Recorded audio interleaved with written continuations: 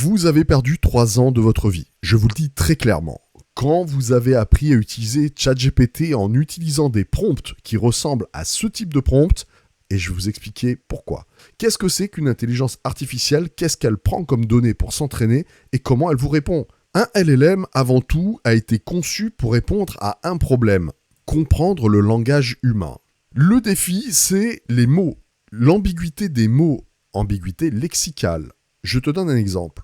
L'avocat mange une pomme. Comment savoir pour une machine qu'il s'agit d'une personne ou d'un fruit?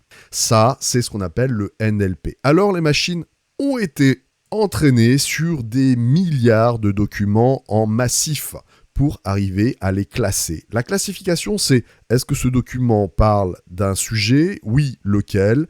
On va le mettre dans une zone de stockage. Et ensuite, on va classer toutes les informations. Est-ce qu'il s'agit de maths? Est-ce qu'il s'agit de sciences? Est-ce qu'il s'agit de finance? Et on a commencé à faire un entraînement massif. Alors, le modèle n'est pas capable de décomposer ta demande en comprenant si l'entrepreneur que tu es, il faut qu'il aille rechercher dans le code du travail, dans l'optimisation fiscale, aller rechercher des compétences. Quelles compétences d'ailleurs? ChatGPT, la seule chose qu'il a, c'est des documents qu'il a classifiés. Parce qu'il n'a pas d'expertise, il n'a pas d'expérience, c'est une machine. Une machine qui a été entraînée à comprendre le langage humain par apprentissage par renforcement. Prédire les mots en fonction des contextes. Et ça change tout la manière dont on a amené le sujet de l'intelligence artificielle. Alors très clairement, on s'est un peu foutu de notre gueule quand on a commencé à faire croire que l'IA avait des compétences et qu'elle était capable d'être des coachs. Premièrement, tu te rends compte que si on rentre dans la mémoire de l'IA, elle est capable de classifier, parce qu'elle est entraînée pour faire ça, toutes nos conversations. Et oui, tu te rends compte qu'elle a accès à tout. L'IA, ça devient le meilleur outil qui te connaît mieux que toi-même, mieux que ta femme et mieux que ta mère. Alors, ce que tu n'es pas capable d'avouer est présent probablement dans tes conversations. Et ces conversations, aujourd'hui, elles peuvent se retourner contre toi. D'une part, parce que, je vais te le montrer, j'ai envoyé le prompt où, on va dire, j'ai hacké la mémoire de ChatGPT, je mets des méga guillemets, parce que je vais te révéler comment faire, mais j'ai mis aussi des barrières, parce que je ne veux pas que n'importe qui fasse n'importe quoi. Le modèle est capable de savoir la fréquence, quel type de plan, mon dispositif, où est-ce que je suis, la profondeur de ma conversation, combien de mots j'utilise, la tonalité de mes échanges, qu'est-ce que je parle comme sujet, quels sont les topics que j'utilise. Bref, tu vas voir qu'il y a presque 1000 conversations qu'elle a battues en analyse en quelques instants. Alors, qu'est-ce que ça veut dire? Ça veut dire que l'IA, ça devient ChatGPT, le meilleur outil à te connaître, à produire de l'information pour savoir qui tu es. Est-ce que tu es dangereux, un risque? Quel type de consommateur tu es?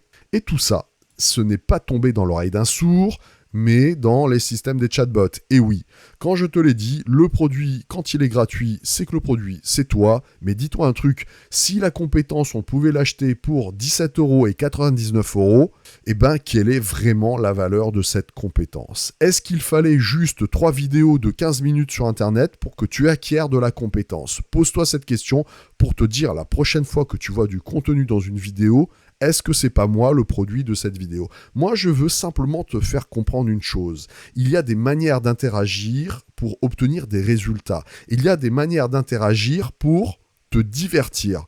Choisis où tu veux mettre ta pilule, la bleue ou la rouge. Parce que si tu veux te divertir, sache que les informations de santé, de fitness, financière, la localisation, tes données aussi de contact, oui, ils ont accès aujourd'hui à ta boîte mail. Donc, ils peuvent scraper l'intérieur de tes emails, de tes parents, de ton chéri, de ta femme, de toute ta famille. Ils ont accès, s'ils le veulent, à ces données. Et certaines informations sont directement remontées à ces chatbots qui deviennent non pas des outils gratuits, mais des outils à collecter des données sur ta vie. C'est ce que je te montre très clairement en utilisant ce prompt. Tu commences à rentrer dans l'intérieur de la mémoire de ChatGPT qui commence à dire de quoi j'ai parlé précédemment dans les sujets principaux. Est-ce qu'il y a des sujets que j'aime, que je like, et des sujets que je dislike? On commence déjà à avoir une bonne classification et c'est hyper gênant parce que tu comprends que demain, si tu es employeur, en fait, tu es assis sur une mine d'or parce que tes salariés, tu peux, je vais pas dire les fliquer, mais tu peux savoir à qui tu as affaire.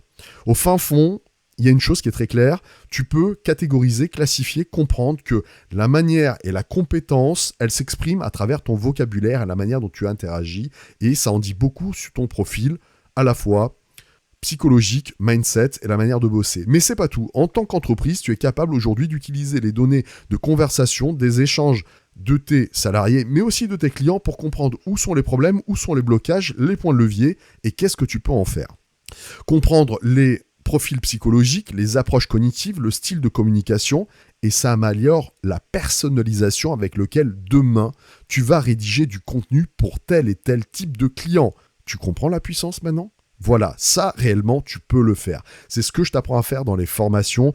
Je t'assure vraiment, si tu as démarré avec une formation, démarre avec le meilleur de l'IA. Aujourd'hui, vous avez tous démarré avec des formations gratuites sur YouTube ou des formations à 99 € qui passent comme par magie à 400 €. Oubliez ce type d'interaction. Vous n'allez pouvoir produire qu'une seule chose. Ce que sait faire l'IA, compiler du texte en prédiction de mots magiques. Et oui, il ne va pas vous donner une réponse précise à votre problème. Vous le savez, si vous bossez avec l'IA, vous n'avez pas une réponse précise. Vous avez juste une compilation statistique. La précision, ça s'apprend dans un deuxième temps. Les stratégies, comment travailler réellement avec l'intelligence artificielle. Alors, oublie le petit enfant qui est au fond de toi et qui te fait rappeler cet instant où tu te prenais pour un super-héros en te regardant dans un miroir ou après avoir vu un film Marvel en te disant « Je suis Superman ou Iron Man ». Non, ce n'est pas parce que tu dis à une IA « Tu es un expert en management » que tu as face à toi une IA capable d'agir comme un expert en management. Oublie cette façon d'interagir, c'est un très mauvais conseil qu'on te donne. Une IA n'a pas de compétences, une IA n'a pas de capacité de planification. Une IA va comparer ta demande à des données qu'elle connaît et elle va compiler, en utilisant des modèles mathématiques, des phrases similaires utilisées dans ce type de contexte. C'est ça la vérité. Par contre, on peut l'utiliser de manière très précise pour leur faire dérouler quelque chose que tu peux réellement exploiter dans le domaine professionnel. Et l'extraction de profilage en fait partie. C'est-à-dire que le modèle, il est drivé pour faire de la classification et à partir des interactions, on peut en venir au risque politique que tu représentes. Et là, tu commences à comprendre une chose. En tant que gouvernement, que pays, pour moi, je me permets d'aborder tous les sujets en simultané. C'est un peu le problème que peuvent avoir les HPI qui fait qu'on n'est pas toujours tout à fait compris parce qu'on a un angle multidimensionnel. Un outil n'est pas blanc et noir. Un outil, ça dépend de la manière dont tu interagis, qu'est-ce que tu en fais, quel est ton niveau de connaissance et comment les autres vont s'en servir à ton égard. Parce qu'au final, ce que tu comprends, c'est que tu n'es pas le seul à l'utiliser. Les informations que tu envoies vont être également collectées, utilisées par d'autres boîtes. Donc, comme aujourd'hui, les informations personnelles ne sont pas tout à fait protégées et que même s'il y a la DSA pour protéger les conversations, les grosses boîtes américaines s'en foutent, je te le dis très clairement. Ce qu'ils veulent, à un moment donné, c'est transformer ces outils en outils de vente.